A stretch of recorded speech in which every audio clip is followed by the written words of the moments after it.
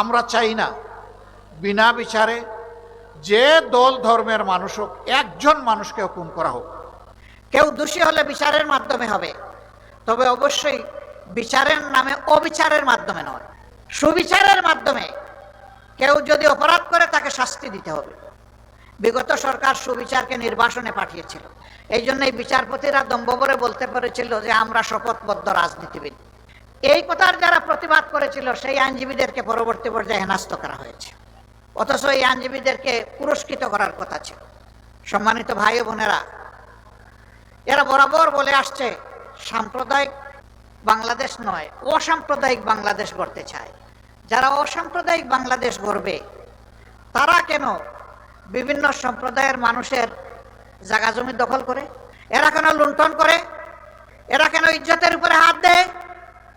এরা কেন আমাদের এই সমস্ত ভাই বোনদেরকে তাদের ভিটামাটি থেকে উচ্ছেদ করে?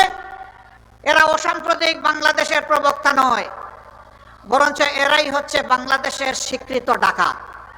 আমরা বর্তমান সরকারকে বলি, অনেক সংস্কার করার ব্যাপারে আপনারা হাত দিয়েছেন, যতটা সম্ভব করুন।